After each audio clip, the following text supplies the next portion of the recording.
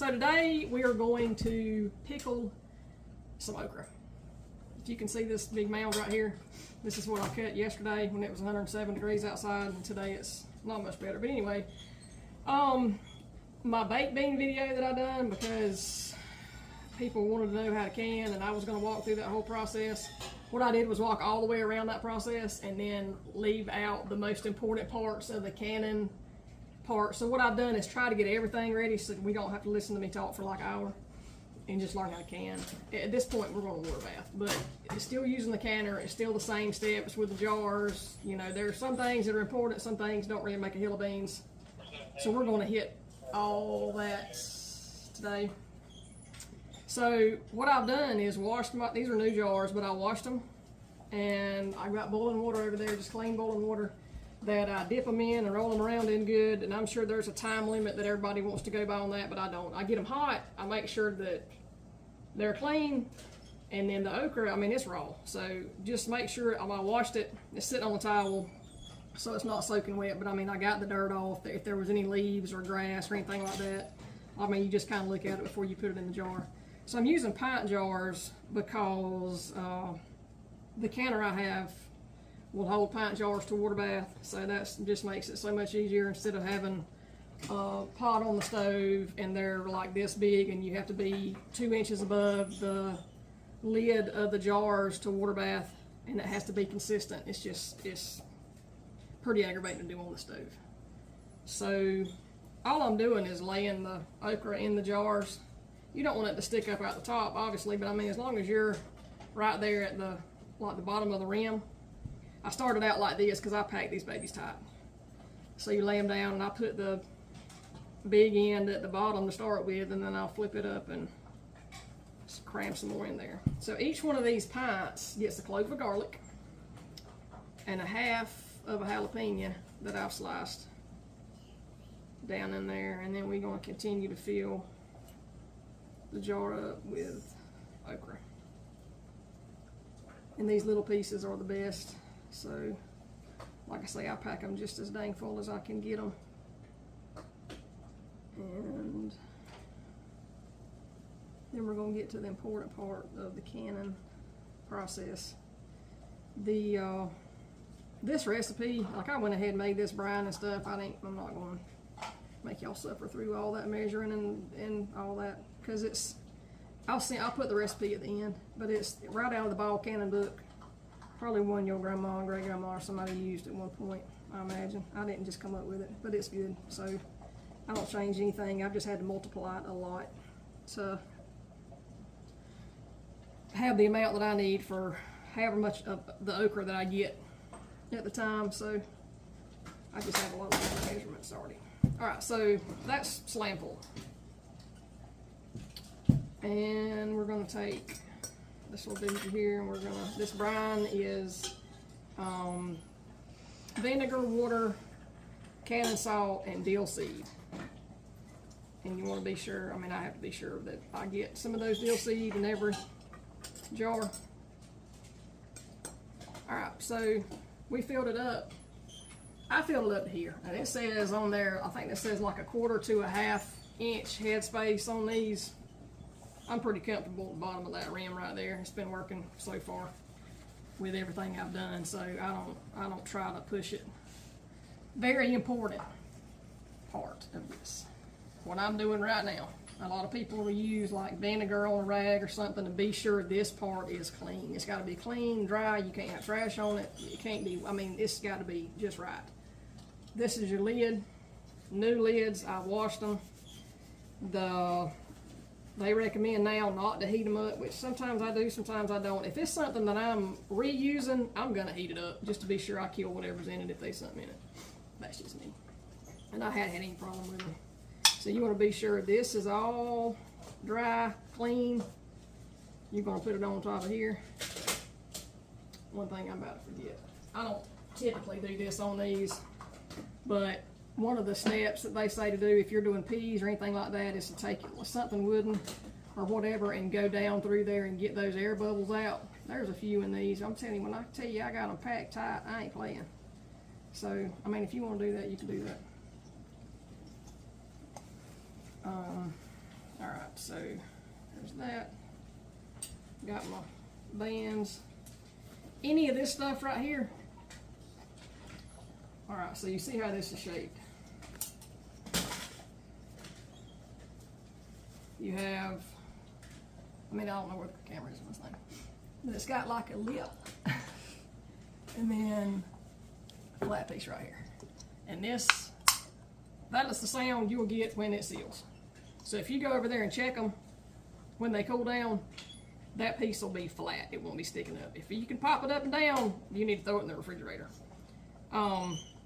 If there's any dents or anything along this edge right here, throw it in the trash, because it's not going to seal, and you don't want to risk doing all this work and having to throw it away or whatever. So same thing here. You know, if this is something you reuse these, I reuse these a lot of times. I'll go take it off another jar if I'm short and put it on one of these. But here's like, if you've had to beat this off, if you've done like we have before and really tighten them down before you started canning, and then you get them out and they're so tight you can't get them off, we've took a butter knife and beat them off, throw them away, because they're not going to seal the next time that you need to use them. So just finger tight. You don't want to overdo it, because they're going to get, sometimes they get a little bit tighter in while they're canning, water bathing, whatever you want to call it at this point. So I'm not going to make you sit here and watch me fill all these jars, but I got 2 done. I got 6 more to go, and then we'll go to the canner and we'll go through those.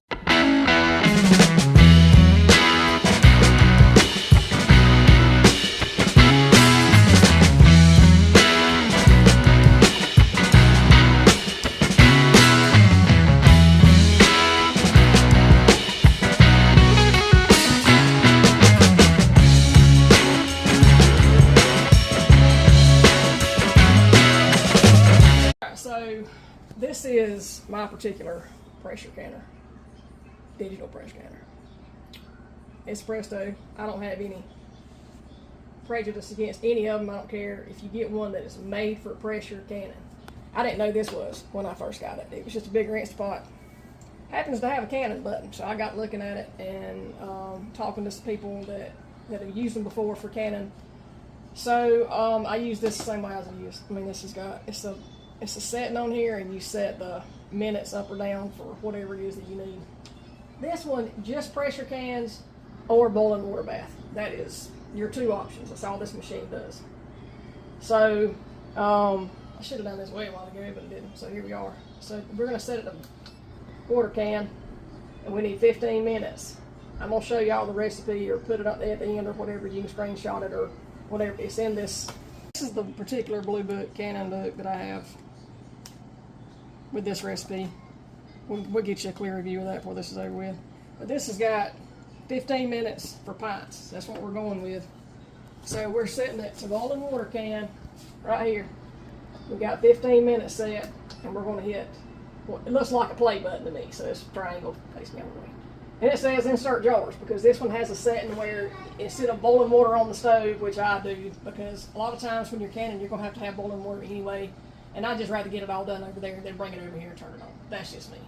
So we're going to go with that part. So you're supposed to put your jars in, put the lid on, and it warms up. And while it's warming up, your jars are getting heated at the same time. But what we're going to do is put our jars in. And they're already ready, so we're going to fill it up. I'll be right back. One very important thing, this water ain't hot yet. There's a rack at the bottom of this. It keeps the jars off the bottom. It don't matter what you're doing. If you're water bath canning, or if you're pressure canning, you want to be sure you have a rack at the bottom so that it keeps the jars off like the direct heat. So you get one of these little fancy tools. Mine looks like this because I didn't trust this one. It kind of just slips. So, Cole Fletcher just walked in the door. Say, hey, Cole. What's up? Yeah. So we're going to scatter these around here. You don't want them beating up against each other. So you put them around. This one will hold. You're finna see. I thought it was 8 and maybe 7. And again,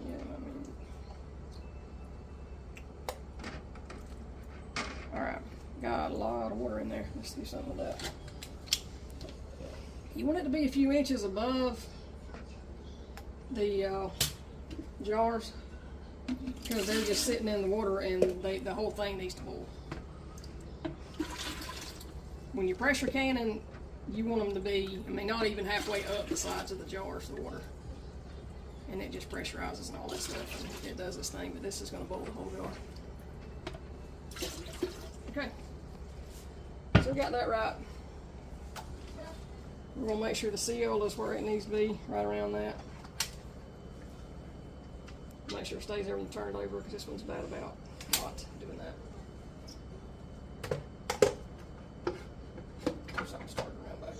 Alright, with the water bathing, we lock it. We don't use this. This is only used when you pressure can. It'll tell you the process when you go through it. It's got all these beeps and stuff it goes through. So right now, all we're going to do is leave this thing alone. It says warm.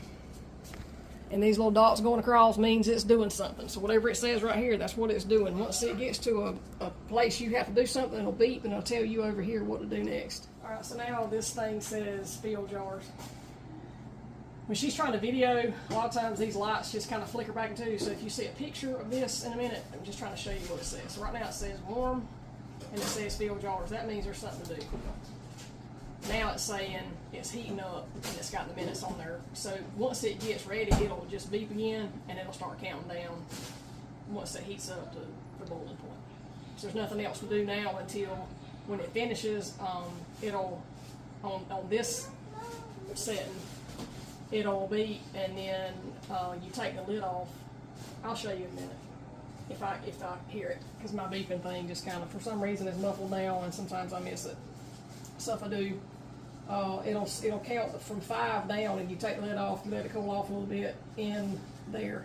But if I miss it and it's done, I just take the lid off, take them out.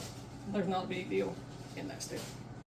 All right, so it just, hear it beeping, kind of. So it says cool in 5.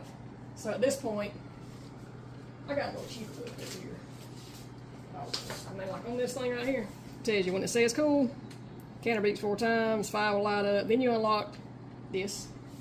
See, this is the vent. So when it's canning, that vent pops up and it keeps you from being able to open this. So when you unlock it, you get the lid up that way. Slide it over. This is hot, I want to tell you. Take this off. And they can cool a little bit. I mean, that's still going. But you got 5 minutes, they can sit there with the lid off. And then once that beeps that it's done, then get them out, put the next batch in, turn it off, whatever you want. Okay, so now we're done. It says done, there's a check mark. So you'll hit that X. It starts you all over. So we're gonna take these out.